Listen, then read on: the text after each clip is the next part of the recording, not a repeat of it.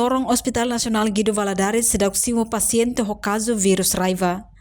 Ia semana kotuk Hospital Nasional Guido Valadares resista duni paciente nebe hetang asutata hamutuk sanolo resing 5, mai be husi vítima sirane la ia ida mak positivo raiva.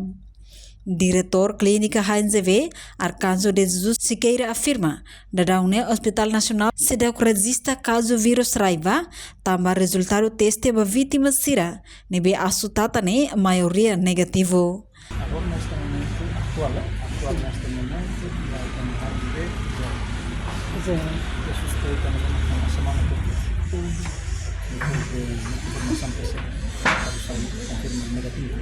Negativo. Agora, deste mês, se assustada de 15 pessoas. 15 pessoas assustatam, falam atendimento, fácil.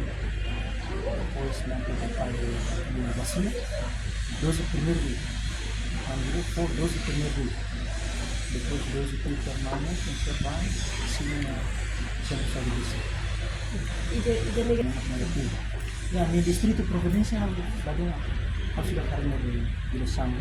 Nanti akan mengkaji registrado suspeito di semana itu bahasa pediatri nanti yang negatif akan mengajukan jadi itu sudah konfirmasi kalau sudah ketemu cirurgian ini ada ketemu dengan kamu jelas epidemiologi ini orang mendidikan spesifik terkait adanya kamu organisasi dengan radisi malah perkusi